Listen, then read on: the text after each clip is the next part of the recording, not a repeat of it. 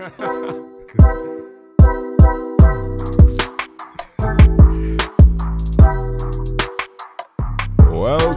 to the Trini TechCast. This is episode number 89. Yes, 89 is correct. And we are recording on the 11th of... No, the 3rd of the 11th. Oh, okay.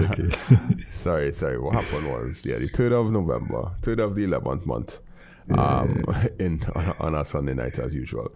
My name is Andre Charles, Mr. Charles from makeITsimpleTT, and this is my co-host, Mr. Akim there from Redbird Tech. Right, and we are here to talk to you about technology. If you're an avid listener of the podcast, you know how it normally goes. The first 5 minutes or so, we just kind of find out where technology is in our life. What have we done that is techie? So I can't think about anything, so I'll let you go first because I'll probably think about mine while you're talking. What did you do? No, well, for me, I had my Halloween party last night, so I just stopped. The whole family just stopped. And we went to, I sent you the picture of my costume. No, yeah, send it to No. I'll probably die laughing on the podcast. Just act like it's normal. Because I personally have never gone to a Halloween party in my life. And nah, you lie. This man is Miles from Spider-Man. Yeah, Miles Morales. Yeah, look like Miles Morales. You have the jacket and everything. What the hell? Yeah. It looking real legit. It looking like a video. I mean, like an action figure. What is this? Yeah. Wow. I do a little edited picture. I must send you this one. That is your real calves there? Yeah. I was playing football. Not everybody everybody who's play football. Yeah, not everybody who's play football have calves that are that bulky. That's Luka Modric kind of calves. Yeah. So that was that. So I went as Spider-Man. My wife went as Cleopatra, and my daughter. Oh, you do a little AI edit too. Oh, how cute. Yeah. No, that wasn't AI. That was Canva. All right. Well, Canva infused with AI. Let's just leave it at that. So my wife was Cleopatra, and my daughter, she wanted to be a butterfly princess. And how are butterfly princesses? She just like had a dress with butterflies on it. Yeah, so she wanted to be a butterfly fairy. Okay. The wings was like butterfly wings, and it had butterfly and antennae with a magic wand, and yeah. All right, well, I mean, good for you. I don't see myself going to a Halloween party. My daughter did ask me to go to a haunted house in Eastgate. But it wasn't available on the holiday or the Diwali holiday or something. So yeah, I was trying to get to go, but we didn't go. I just thought I was at a bazaar this weekend, and school bazaar, my school bazaar. So dedicated teachers have to spend a lot of time in their school bazaar working on different stuff. But techie wise, my 3D printer, I tell you, it went down. I had to fix another part, yeah. The next part? No. The part that I order reached. But I forget to take it from, they deliver it to where I was working now. And I forget to take it when I was leaving. Because I was supposed to take it and fix it this weekend and start back the fire. Because I was really looking forward to fixing that part. Because, well, you know when you get something and you know how to fix it. Like, you'll feel excited to go and fix it, yeah. Something like that. But it had something else I fixed too, you know. Something on our website. Can't remember. Or SSL certificate. Somebody was getting a SSL error on our website that we built for them. And I was like, but no, everything working good here. And making sense to me. And where they're checking it from, they get the site is not secure. So I didn't understand why that SSL error was coming up. I still don't understand why. But you know, I had something similar to that, a similar issue. Like for me, I was getting I was getting a good connection on a regular browser, but when I went incognito, I was getting the SSL error. Yeah. And for me, it turned out to be because I was using a CDN, like Cloudflare. Yeah. Something with checking the stuff with Cloud. It was conflict. It had a conflict with Cloudflare and the site, and I had to remove Cloudflare, I think. Wait, removing Cloudflare real hard. I mean, it's not real hard, but you just had to go back and fix the DNS, and I didn't do it. I let the hosting people do it. I'd say, yeah, they fix that. Okay. Oh, manually removing Cloudflare. You just had to go back and update all of the A-name records and all of the C-name records and all kind of thing to point back to the new IP address. Yeah, that's... Whenever Cloudflare gave me a problem, I just have to fix it within Cloudflare because I'm not going to... I'm not going to remove it. I plenty work. But Cloudflare is basically where to pay them, right? Like, they just be like, yeah, if you get a premium, we'll solve all of this for you. I just be like, no, Cloudflare, I just want the easy part. But yeah, I still didn't fix that problem fully, but it might involve money. So I just had to talk to the client and let them know, well, hey, we had to pay for this thing now. And see how that works out. All right, that's us there, techie people, for the 30-something of you all who listen regularly. Thank you very much. Glad to have you. And you know, another thing I just want to say, I saw out of the whole social media thing that, you know, I take these pictures with my wife or my daughter, and I like have zero interest in posting anything. Zero desire. Boy, when I tell you I get you, I totally get you. Like I have, for Diwali I buy some rockets something now. Yeah. And burst some little fireworks something with my son and my daughter. And I have real nice videos of them running away from it and all that. And I don't even want to put it on WhatsApp stories. Yeah, me too. Cause I was like, all right, a little more personal. And I was like, same thing. You know, you travel, you do stuff, you go places. Like some 90 pictures don't even have me in it. And it's like, I ain't really sure to post zero desire. Yeah, fully understood. I get you. No problem. If it's one person, get you, it's me. All right, so today we are going into our 3 topics. First one is online bank for property tax. One bank has online bank transfers for property tax, which we were very concerned about when property tax was coming out and they said that it should be online. How would they do it? Well, they start with FCB. We'll talk about why. Why is only FCB at the start. And then, not to be outdone, you can now pay your other taxes with links at the offices. So all of your payee and NIS, Green Fund Levy, and whatever taxes you have to pay as a business, you could use your card now to pay for it, which I have personal stories about. So I'm looking forward to paying that at the end of the year and see how it works. And the Tesla robot Atlas 001, the new one, it have a 9-to-5 job. And I don't know if it's a 9-to-5 job, but it looked like it could do a 9-to-5 job. So we're going to talk about that. The Tesla robot or the Boston? Not Tesla, Boston Dynamics, because I said Tesla, because Tesla is so good at stealing the headlines that you just don't even know why. Yes, so Boston Dynamics, that's what we're talking about. So we're going to go into the first story, which is FCB being able to pay property tax online, and I'm an FCB customer, so I'm gonna test it out. Well, at least tell you what I see on the screen, because you can't see the $5 that I have in my account right now. Okay, we'll be back after the break.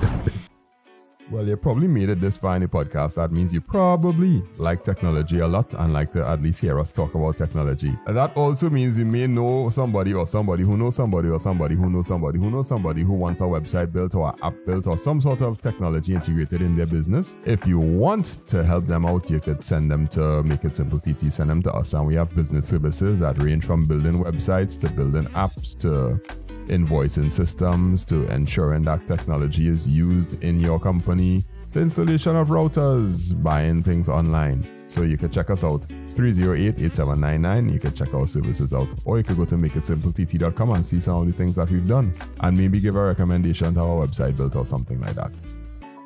Back to the podcast. All right, you remember, well, about in when September we were we're kind of dragging the government, well, not dragging them, but saying things about them when it comes to how come it's so hard to have online payments and what's the issue and that sort of thing.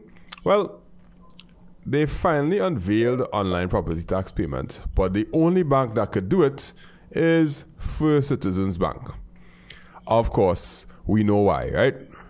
You know why? Yes, that is the state-owned bank. Yes. I mean, well, technically one of them, because RBL, I think the government own most of their shares. For real? Yeah, oh, I think so. Did not know that. Thank you very much for letting me know that. Okay. So FCB launches online property tax payments, and the majority state-owned First Citizens Bank yesterday issued a notice to its customers advising how to pay property tax online. I didn't get that notice, but it was on a post on social media. The bank said customers could pay their tax via the First Citizens online banking and mobile app. Now, first of all, when you post all these things on social media, go ahead. You're ready to that's correct. That the government is not the majority shareholder; they are just the largest shareholder with 32%. Right, okay. 32. Okay, yeah, right. Understood. Yeah. So they posted on social media. I would have liked to get an email, like how Scotiabank does email you when they like drop all your the credit card distress limit. fee. Yeah, with the credit card limit, but that's not good on there, right? So it's pretty simple when you go on FCB. You go into your FCB and then you add a payee. When you choose to add a payee, you will see a list of possible payees that are there, and one of them you're going to see is Inland Revenue Division - property tax. So I'm going to go into my online banking right now. Nobody is going to see, and I'm going to tell you if it is actually there, because it was supposed to be live at the 30th of October. Yeah, the 30th of October. So, payments, up to date. Yeah, manage payees, add payee, on the list of payees, bills and utilities. Yes, it is there. Inland Revenue Division property tax. It is there, and then for accounts or policy holder, you have to put the account number. The account number is whatever number they have on the letter, which is on the top right hand side. But remember that we had a little problem with the letter, where some people had different account numbers or different letters with different numbers or something on it. Is you tell me that way or no? Yeah, I think so. Somebody told me that they got two property tax valuation letters, and both of them were for the same property, but they had a different pin on it. Yes. Somebody told me that. They got one earlier in the year and then they got one later in the year, and the PIN number was different. So that could be the only hiccup. But based on our analysis, we thought it would be that simple. All you have to do is put in the PIN number, because what else associates what's a primary key that associates your house with the Inland Revenue? Yeah. Nothing. Your address can't be your address, because people's addresses are real jacked up in Trinidad. Like one house might be house number 2, and the next house is house number 500. Yeah, and the whole entry was supposed to roll out the whole well, it's not zip code but postal code system. Yeah, that is what one of the D-Hub challenges was for. To use there is a, what's the word for it, boy? There is a standardized name. Let me ask Copilot, because Copilot right here waiting on me. What is the standardized name for postal codes? Something so, I don't know. Yeah, I think it's, but you could call, you could email them and get your number. I did it the other day. So what you need to, it had instructions on some of their websites. So what you need to do is go on Google Maps, get your coordinates, your longitude and latitude, and get your address, and you email it to, I forget the email address, but it's a certain email address you email it to, and like within 15 minutes, I got a response with my postal code number. Somebody was working, man. Yeah, and it wasn't a fluke. I do it for a different address, and I got a response in like 10 minutes too, 15 to 10 minutes. I wonder if it's automated. No, it's not automated. It's an actual person But it had to be Like between the hours of 8 to 4. Yeah. I mean, yeah, but I was like, what? What's going on here? Oh, it must be nice. Okay. Let me see if I could. So the steps are add the payee. You put the pin inside and then you pay the amount. Yeah. So go ahead. Now I was gonna say the email address is ttpost-postcode inquiries at ttpost.gov, and the person that responded was someone named Anamika Rupnarain, and she's a graphic information systems analyst. Wow. Okay. Yeah. All right. That definitely doesn't sound like an AI generated name. Nah. Anamika Rupnarain is not something that you'll name your AI. Like, hi, Anamika. Nah. So they're working. Okay. I'll probably find out mine sometime. Government has, Imbut noted, what did he say? All right. The other commercial banks will follow with their e-banking platform shortly, and shortly payment of taxes online by credit card will be facilitated. That's the part of the article where I am asking hard questions. Payment online via credit card, that is different from a bank transfer. That is website, web technologies, using somebody, First Atlantic, WePay, whoever it is, to be able to put in your credit card information on a government website and set it. Yeah, I am putting my credit card information in a government website. If you hold a gun to my head, So how is paid your T&Tech bill then? T&Tech bill is bank transfer. And what's the same thing? You Bank transfer, enter your yep. card? Nope. It is always go via bank transfer, and is apply within a day or 2 days, I think. Yeah, 2 days. I did put in my credit card information for T&Tech once. That's when I was making a one-off payment. Yeah. Because I think it was the first payment I had to make, and the amount of it had racked up a lot of money because they didn't. I don't know what they did, but anyhow, it was a lump sum of money, and I was like, okay, I just gonna zero this thing off, so that I will know how much the bill does actually be, so I don't have to do the maths now. I just see what was outstanding and pay it off one time with my credit card immediately, and then after that, bank transfer every single time. But if they do put the payment online, I'm not as afraid of using my credit card online anymore, simply because banks react a lot faster now.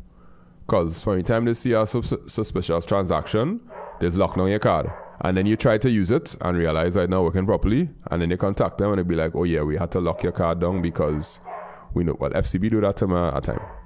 It happened to me right August happened to me at Scotia, but it was real suspicious. But they lock it down, and then you just tell them, no, I did make that transaction, and then they will unlock it for you, if I remember that.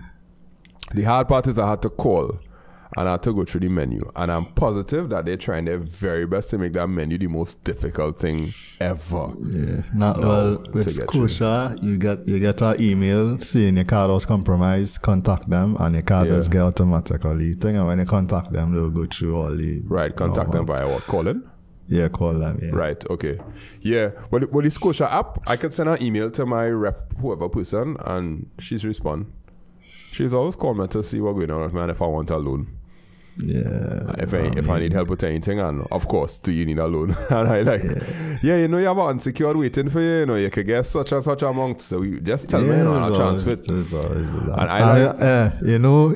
Jed Scotia is, that unsecured loan, you don't need to go, you could sit on the app and say, all right, accept, and they'll deposit that money into your account within minutes. Immediately, yes. Yeah. That's what she tell me. She's like, yeah, we could get it into your account in the next 10 minutes. And I like, hey, I didn't say yes. I didn't say yes at all. No, I'm quite okay. She's like, all right, well, whenever you're ready, can you remember with unsecured? That's because you're such a good customer. And within the app, you could put like, all right, you'll pay it off in 5 years, 6 years, 3 years. All of that you could do within the app. If it's one thing, Scotia app, I like Scotia app way more than FCB app, but FCB is my bank, that's just... the app decent, the policies not so much. Yeah. So, right. So you said the other banks will follow just now, and the online payment will happen, right? Yeah. And of course, they had to throw the words in. Inbert noted by using state-of-the-art digital solutions and diversifying investment channels, TNT is uniquely positioned to increase the innovation and resilience of its capital market. Basically saying that we allow you to pay online. You see that diversifying, I take real offense to that. Dog, that word. Diversifying. Yeah, you know. That's like calling somebody a friend.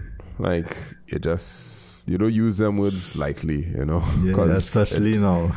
Yeah, just get overused so much time. So,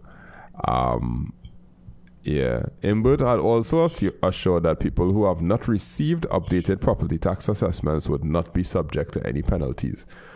Yeah, but how are you gonna prove that I didn't get my assessment? It didn't get mailed out, or it didn't reach my mailbox, or it fell when the mail person was supposed to drop it?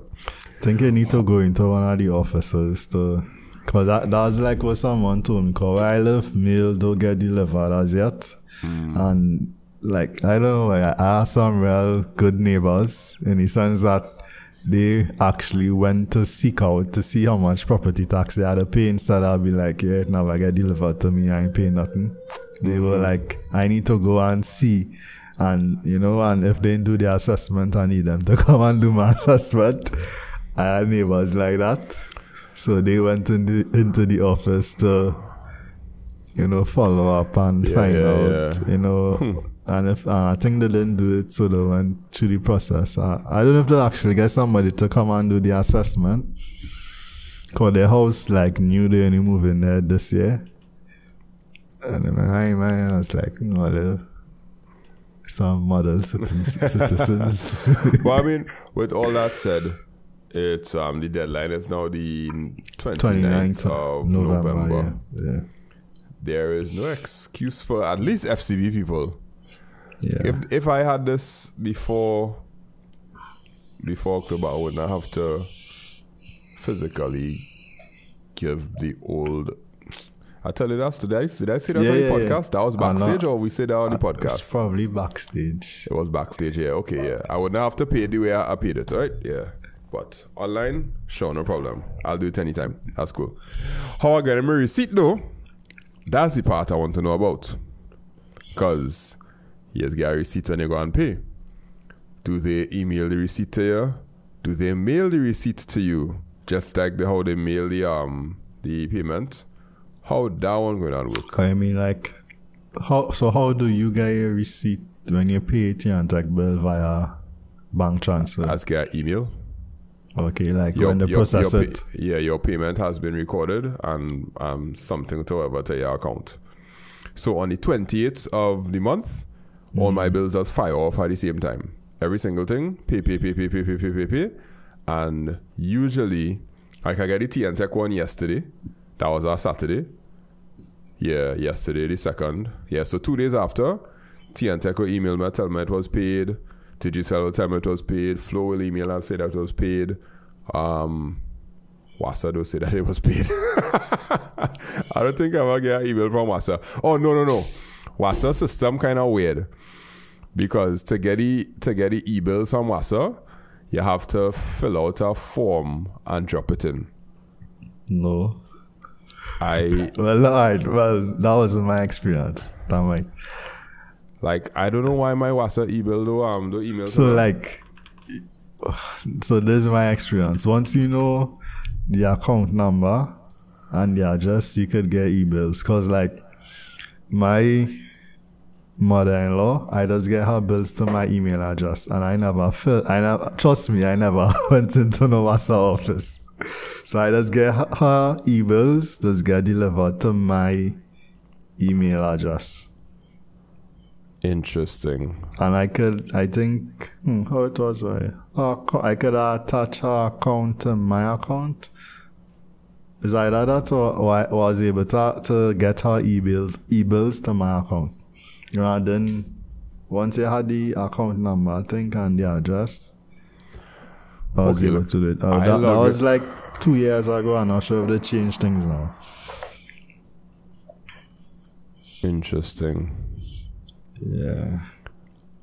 Okay, yeah. Well, they're showing me that my accounts. Okay, I'll figure that out. Oh, okay. I see why, yeah. The email going to my wife. Yeah, she ain't checking now. Well, I'm not gonna ask. I'm not gonna ask that. Just like she's checking. Cause I know. Nah. I the one that's deal with all of them emails and thing and all of that drama. So all the I bills know. and I know what that is. I know. Seeing that. Okay. Maybe I might need to update this. Okay. All right. Cool. That's probably why. Yeah, but everything is normally tell me that I pay. No, for property tax, how am I getting my information, my receipt? They didn't say that. Yeah. So I mean, I guess Tech has your email address. That's how they know to. Yeah. So if I am to prove that I paid my property tax, how I proving it? Print out your bank statement. Sigh. Then they could say that they never get it. Yeah. Okay. Yeah, we found one hole there, but they must have a way. I feel that they would send it the same way the physical paper came to your mailbox, which has a problem because not everybody got the physical one coming to their mailbox, which we have now 3 problems. Okay. That's all. But at least we could pay it online. So next year for me, I'll pay mine online. Yeah. Next year. Yeah, next. All right. Like for me, I don't mind paying property tax once the money. As people that say, as long as the money really get put to use in terms of local government, the roads, infrastructure, that type of thing, I don't mind paying property tax. If not, then yeah, I'll have an issue with it. Well, I understand what you're saying, right? And there's more going into politics and thing, and we try to stay away from the politics. But who's gonna track that, and who's gonna keep it accountable? That is the real hard question. Yeah. But there is a way to check it. Like you could literally go and watch the budget statement and watch the financials for the whole country, and see every single dollar that's spent. But it's so hard to read, and the worst part is the document not searchable. So it's like a scan of a ledger that they have. It's not like a searchable PDF, and you had to read through the whole thing. It's 400 pages or 300 pages of all sorts of accounting stuff. So we could figure that out, but I don't know if they could figure it out. But what they did figure out is that people like me who have to go and pay PAYE and health surcharge and thing, we want to use a linx machine. We don't want to work with exact cash. And it seems like they figured that out as if it was a hard thing to figure out. So we're coming back after the break. You could use a linx machine to pay your taxes now. Right now you're listening to Training TechCast, and more than likely you know that I love technology a lot. But more so, I love teaching technology. I'm a CSEC IT and Cape Computer Science and IT teacher, and I have classes that are available. So if you know anyone, any student that's looking for quality Cape Computer Science or CSEC IT classes, you can check us out at 308-8799 on WhatsApp or makeITsimpleTT.com/register. You can get classes, notes, recordings, IA, SBA help, everything that you could think of that will get you that 1 in CSEC IT. So you can check us out. Back to the podcast. All right, not to be outdone, property tax people, they were like, hey, all you know, we could activate the linx machines one time too, right? And it's like, what? Let's do it because we can. So taxes are now payable via linx at revenue offices. You can now use linx to pay your taxes. The Ministry of Finance has announced the Board of Inland Revenue is pleased to advise the public that effectively Friday, 1st November 2024, in addition to San Fernando and Port of Spain regional offices, payments can now be made via linx at our district revenue offices, it's stated. While a wide range of taxes can be paid at regional offices, payments accepted via linx, cash and check at district revenue offices include Property tax, green fund levy, health surcharge, hotel accommodation tax, individual income tax, pay as you earn, value added tax, petroleum profits tax, supplemental petroleum tax. And according to the ministry, there are 12 district revenue offices, including locations at Chaguanas, Mayaro, Princestown, and Puna. And if you're making a split payment with a cash and card, you'll have to tell them so they can make two bills basically for you. I normally have to go to the revenue office in Tunapuna because the one in Arima, they closed down. And nobody could even understand why you would have like a place like Arima, which is a borough, and say, oh yeah, we'll just stop the revenue office from here and everybody has to go to Tunapuna. And it had no parking and you had to line up, all kind of drama to go and pay there, which has get me so upset. You know, I had to go in Arima the other day as it talk about no parking. Arima no back order that too, you know. Yeah, it's at a park all the way up by the church or somewhere on one of them side roads, but I mean, at least it don't have no like towing and them kind of thing. But yeah, Arima, kind of ridiculous. But did you see the free Wi-Fi? No, you didn't check it out. You forget. Nope. Yeah, that's because I wanted to be in and out. Citywide Wi-Fi, yeah. But so property tax. Now my theory is they figured out, okay, we have to allow people to pay property tax with their linx machine. So let's put a linx machine in all these district revenue offices so that people could pay their property tax. And because of that, everything else you could pay with the linx machine now too. Yeah. It's not like they sit down and be like, oh, let's figure out our plan. No. This was basically forced upon them because we wanted to pay the property tax. Oh, they have to accept the property tax. But I remember at the start of the year, I was going and pay health surcharge and health surcharge and what's the other one? NIS? Nah, NIS is monthly. Monthly. Health surcharge I could pay for the year. PAYE, no, I don't have to anybody in that tax bracket. Health surcharge and what's the next one by? Let me see. I got a pay slip the other day. So yeah, health surcharge. Well, I usually do health surcharge, NIS, and PAYE. I don't have nothing else to pay. Okay, I think it's just health surcharge I just pay. I think so. What other taxes had I pay? Yeah, probably health surcharge, yeah. So when I go and pay health surcharge, I had to calculate that for the year, put it on a spreadsheet, print out that spreadsheet, carry it for them and show them, okay, I want to pay health surcharge for these months, here are the calculations, and show the spreadsheet, and they'll stick out a calculator and calculate every month that I put on the spreadsheet. Because if you don't carry the spreadsheet, guess what I have to do? They're going to give me a sheet of paper and tell me write out all of the payments I have to make. And I like, what do you mean write it out? Yeah, that's right. Write it out, do the calculation and put the amount, and we'll double check it and we'll pay for it. Pay it in. So I mean, as I say, instead of revamping the entire process, or at least looking at the whole process and trying to make it more efficient, they just add a little plaster and like, hey, or they could use links now instead of, cause even think like things like that. That's a real, that's a real manual thing. I see when I go online to pay my taxes through TT Connect and thing, I see the health surcharge payments there for my business, and I believe it shows up as paid for the last year. So when I check in the years back, they show up as paid. But the year that I'm in right now, it doesn't show up as paid. But I know I pay for this year. Okay, that's pay in advance. I don't know how, but probably when I go again, I'll see. But the online system does show that it's there, so it is definitely online.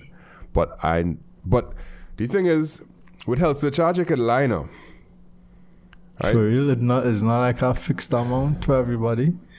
Yeah, but you can lie about how much employees you have. Oh.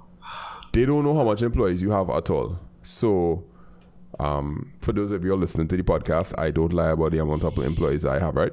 But when you have to pay health surcharge, you could have 20 employees, and then you guys going to be like, yeah, I want to pay health surcharge for 2 employees, please. And then you pay the health surcharge. They don't even know the name of the employees, anything of that. You just pay in health surcharge for 2 employees, and they will accept it. No questions asked. What happens if you don't pay it?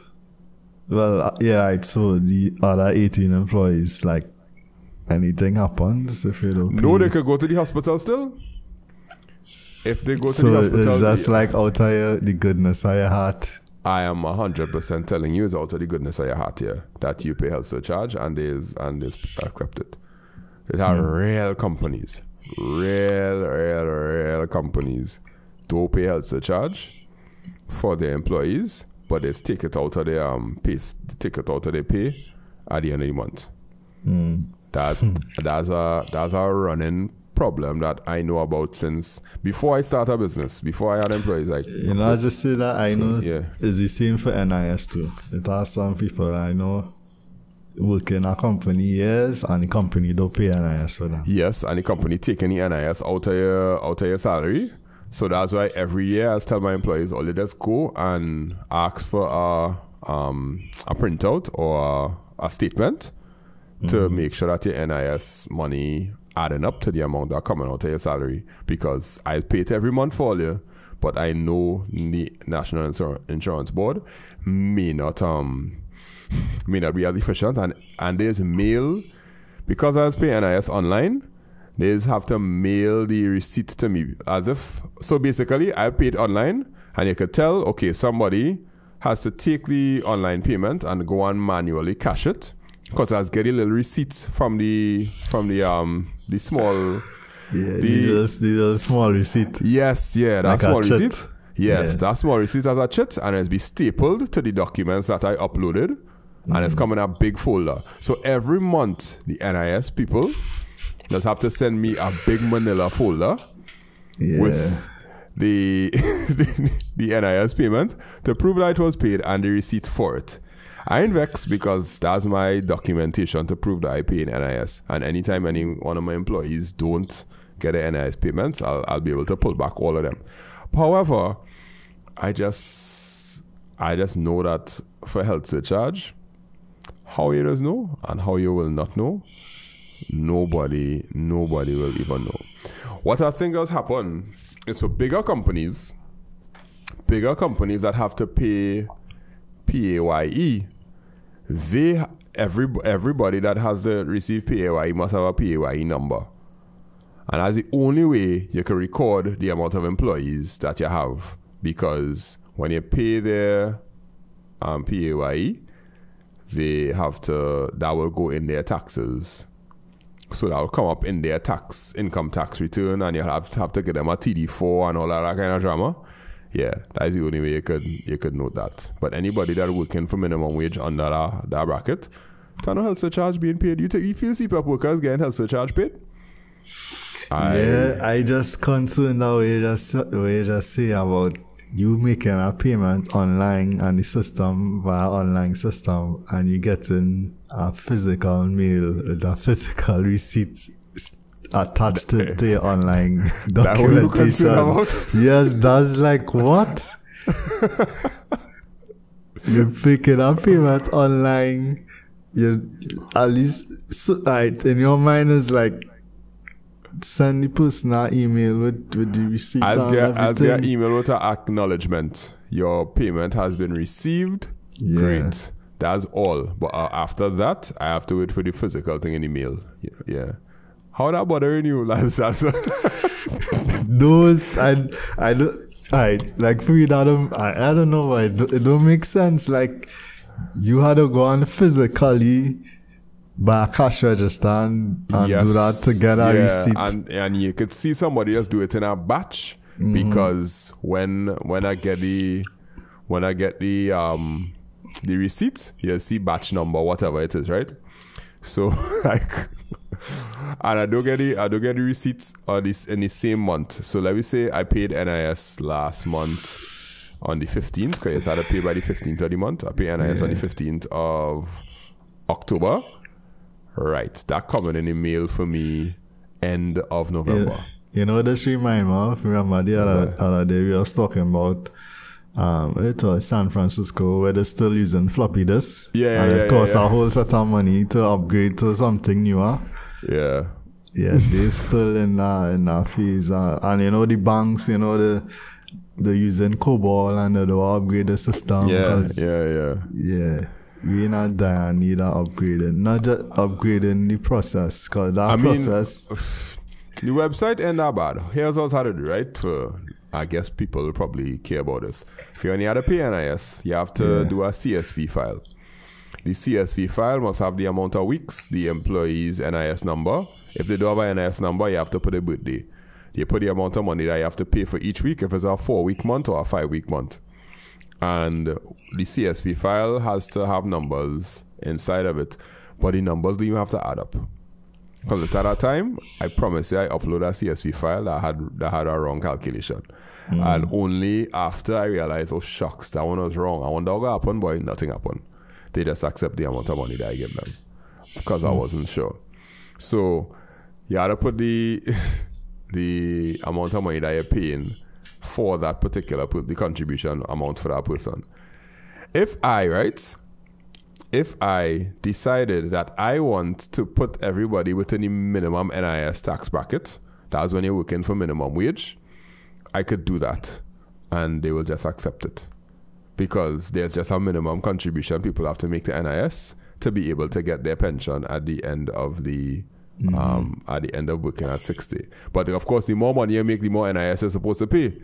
But I'm positive it has some employers that paying people paying the minimum amount of NIS so that they just make the contribution so they'll receive it. But NIS is supposed to be, once you make more money, you contribute more to the fund so that everybody in the society will be able to get a pension. NIS pension. But no, you could game that system with a CSV file and they will just accept it. And they're not going to check to see what your salary of your employee actually is. Yeah. Because, boy, it Yeah, I mean, at least we had the first part of the process digital. You know, it's just the second part that we need to work on now. I guess that's the silver lining. I guess. And the first part is I can now go with a card and pay and tap and walk out. Because I tell you the time, I went to pay this thing and it was like 35 cents. And I gave him $1 and he said, no, we had to get exact change. And I was like, shaken, you know. Keep the change. Shook. So if you tell them keep the change, you'll be like, no, you could only pay with exact change. And a woman was behind me, I think, and she said, I have some coins here. And she gave me 35 cents. So if you give 50 cents, that would work either? No. What had happened, boy? Oh no, the woman paid. I let the woman go and pay. And she gave him some coins. And then when I went and paid, he had change to give me back the coins. I think that's what happened. Yeah. Or something like that. But at some point I was like, okay, please take to the nearest dollar. And whatever else happen. So yeah, with the links, that should get fixed. Talking about that, I had to configure a links machine the other day. It's not that hard though. I had to connect it to our Wi-Fi network so that they'll be able to I might try to do something like that sometime in the next couple of months. I thought our links machine was real complicated because it probably had like some real proprietary software or something like that, but no. I just put the Wi-Fi. Which bank? Republic, okay. But it is the same, but the links machine is the same normal tap to pay screen one that we have with the screen on it now. Like the big rectangular screen that look kind of like a phone.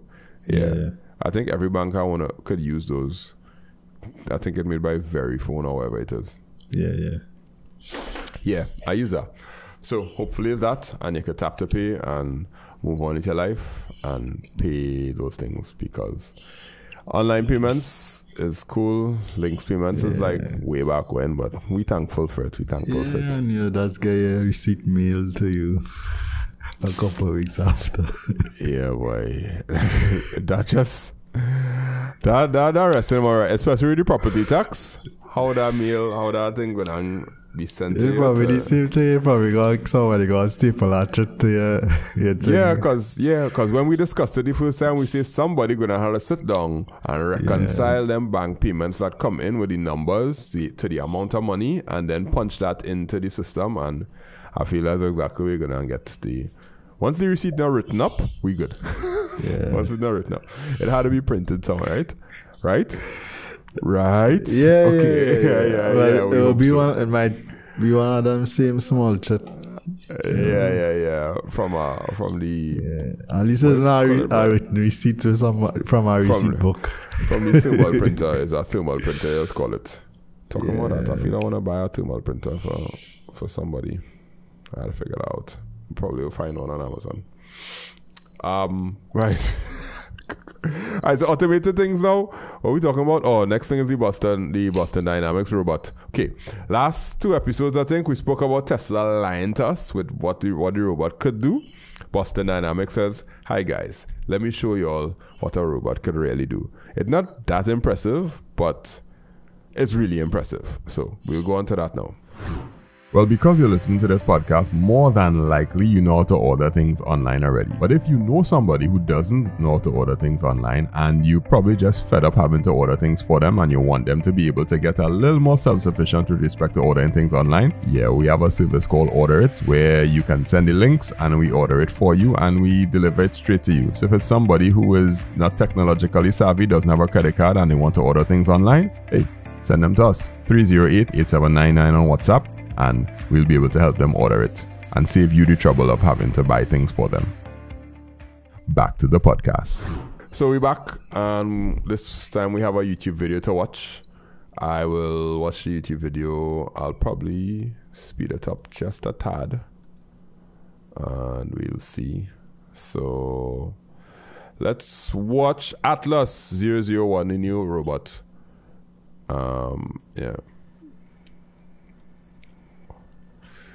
Alright, so right now there's a lot of noise in the background while he's moving some stuff, right? But he picks up what looks like a plastic kind of molding thing. It's sort of flat. Turning around. Now you see that hinge at the waist? That's the coolest thing. So the hinge at the waist there, and then he puts it into it puts it into a slot, like a cubby hole. And then the head turns, and then when the head turns, the body just kind of rotate and the legs just spin independently. But the cool part is they show you a first-person view of the robot and how it sees the object and how it kind of figures out the object and the location I have to put it into. Yeah. And it's able to orient itself, figure out where to put it in, line it up, and figure out the points now. All by itself. No. There's a part where I think one of the people move the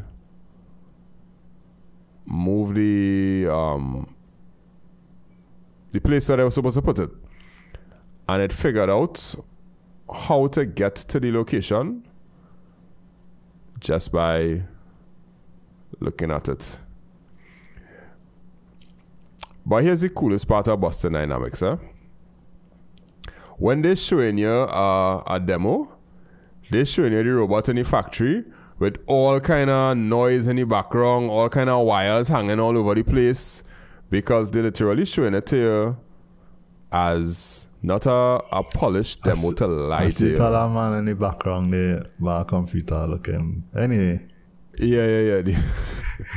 So it have other videos, other videos. The videos are being shown us, but this one is the first time that we've seen. Now there's one that's working in the Amazon warehouse, and that one it does a pre-programmed motion every single time. So every single time is just one set of motions, which is not new to automated factories or anything like that. Right? Car building, they have these robots that was welding things all the time, but everything just have to be in the correct place at the correct time, and it will do its job. If it misaligned, well, you basically had a whole production to fix that one robot. It's almost like you create a production line with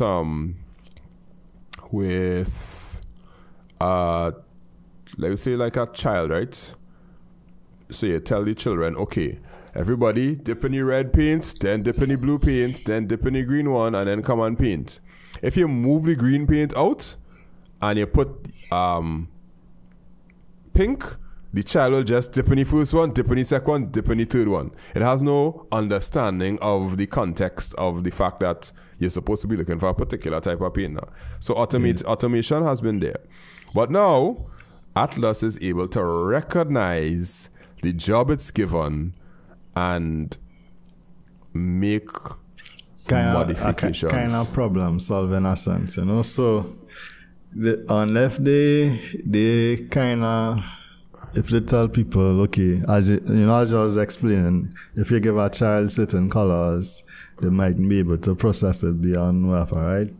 Under what age, in terms of problem solving and reasoning, they would assign to the robot. You know, it's like, okay, this robot has the intelligence of a 2-year-old, a 4-year-old, a 10-year-old in terms of being able to navigate the environment and solve problems. Oh, okay. Like I find a video with the okay, I'll show you this one where the man actually moved the stuff, right? So they haven't dressed up as a hot dog because it's Halloween, right? But watch this part. Yeah. So it has to do the same thing, but okay, watch this part here. So while he's facing one direction, you see the green guy came and roll the thing. Yeah. Right. So Atlas never see that, right? When Atlas turn around, he's like, hold on a second. It moved. Something wrong. Oh, yeah, you see, it kind of gets shocked. Yeah. Let me show you back the shock part. So it's kind of like, wait, it's supposed to be going in normal. Wait, something's wrong. I get inside. Yeah. So that shock effect, that's kind of like a sensory sort of neuron thing. You're like, if we touch a hot pot, yeah, for them to program that in, that's quite impressive. Right? Now, the motion of putting it in, yeah, two things that would happen there. Is either the robot will just be like, forget that, I just going to force this thing in and push it because that's what you tell me to do. Or I'm going to realize I can't do it and just freeze or stop. But I was able to realize feedback for the task. I think that was like 6 years old. No, I think it's a little younger. A little younger than 6 years old. I see some 4-year-olds when they had to put something in the fridge, they will go in the fridge and they will just watch it and see the fridge full and just shove that thing inside there. No understanding of what taking place. Probably around 5 years old. 5, yeah, around something around there, you know. A 5-year-old Trini child. Okay. Let me say a 5-year-old who has some sort of stake in what is being put inside. Okay, let me say it's their food, right? Yeah. And they know if they push it in, the food will fall down. And if the food fall down, they wouldn't be able to eat. Then yeah. But if it's somebody else's food, yeah, they don't care about that. Yeah, they don't care about you. They don't care about you. And that's especially like when they're packing back stuff. If you tell a child to pack back things and it's not their toys, they throw every single toy ever. Yeah, but when it's their toy, it's very delicate and they'll put it where, right? So, all right, I'll give you a 5. So you're telling me you think that they've achieved 5-year-old capabilities of making decisions based on a complex task and orienting themselves to solve the task at hand based on external feedback. That way you think. So you would consider that a complex task? Or to take something from one point. To take something that is horizontal and take it to vertical and put it into a probably spot. In the context of a robot, kind of, you know, that don't really have any context and how to make make decisions, you know, scan the environment. I don't think it's a complex task because it's a grid environment. So technically, it's just a 2D array. Yeah. And it being able to figure out 2D arrays, not exactly on the highest end of logic. If it was irregularly shaped spaces, and one space is a circle and the next one is a square and the other one is a something and whatnot, and it has to figure out how to put that, then yeah. What I think would be a complex task would be organizing a desk. So like you say you put a calendar, a book, a laptop, or something, and then it's able to go by that desk and organize it in such a way that a human will be able to work. That would be a higher level of complexity I could think about. But it being a 2D array and it using sensors to map out the 2D array and not put one in a place where one was already. So knowing that something is full, knowing that something is empty, those things are, to me, are impressive problems that are being solved.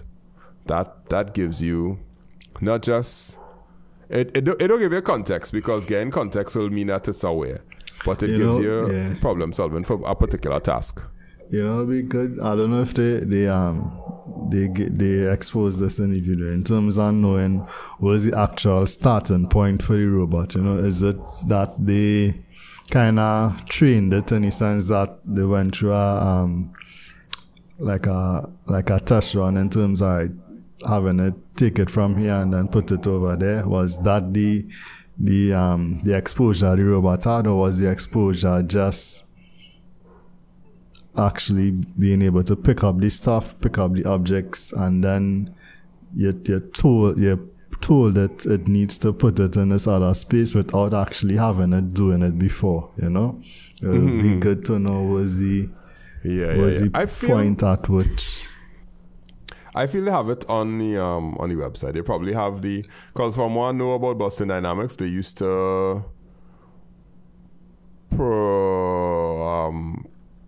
what's called this word by? Publish their research. Yeah. And publish the test cases. They used to have white papers and all that kind of thing. So I feel they do have it. I know a lot of times I don't know if they do, if this applied in this case, but a lot of times they would have a human do the task and have the robot kind of control the robot for the robot to kind of learn how to do it. So the human would do it first a few times, and then they would have the robot do it on its own.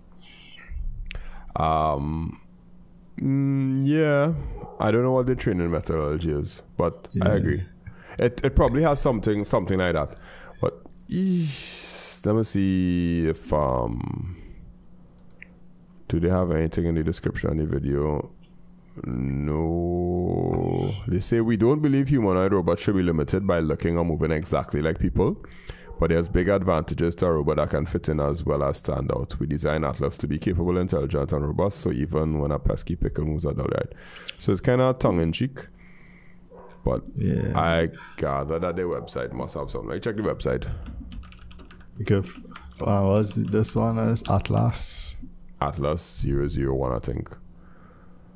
Boston Dynamics Home, Solutions, Spot Stretch, Resources. Oh yeah, they have a research and development section. And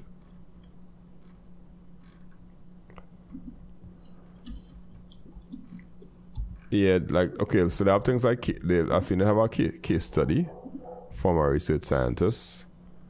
And yeah, they have a lot of articles on the website, and they have links to different things. I don't know if it have the scientific links to it, but I can see so that. I find it here. So it was simulation-based learning, right? So it was trained using a combination of advanced techniques that leverage both simulation and real-world testing to develop its impressive capabilities and dynamic movements like parkour. So it underwent in a sense of training simulated environments where I learned to navigate courses by a set defined template behaviors. So they more or less, I guess they would program certain behaviors and probably try and have it build on it. You know, these behaviors are basic actions such as jumping, vaulting. I guess while looking at some of the previous iterations, right? So yeah. Okay, I find the part on the website that have all the white papers. Yeah. So there's a section on the website called resources/white paper, and every single robot that they have the methodology and the different things, return on investment, the sensors that they use, options for deploying at scale, and so they have white papers to back up the science that they're doing, which is good, because they actually, I think, out of everybody that we've seen that is mainstream, basically Tesla and Boston Dynamics, there's another one also, but I can't remember the name of it. Because there's another robot that I saw, they're trying to get it to walk with a human gait. Yeah. So that it will look like So looking at it here, they have something called model predictive control, where the technique enables the robot to predict how its movement will evolve over time by solving and optimizing problems that dictate its immediate action and to achieve smooth and effective motion, right? And allow it to posture and do things in real time. And it also says it has a behavior library whereby the movements are not solely programmed. Instead, they draw from a behavior library created through offline trajectory optimization. So I guess stuff they do probably kind of the same simulation-based training with a human kind of giving it some, more or less creating the whole behavior library, and it consists of various predesigned movement templates that Atlas can select from based on specific challenges it encounters. By optimizing these trajectories beforehand, engineers can ensure Atlas operates efficiently, allowing it to be flexible during execution. So it's probably a mixture having predefined behaviors or templates or a library combined with, in terms of being able to solve problems.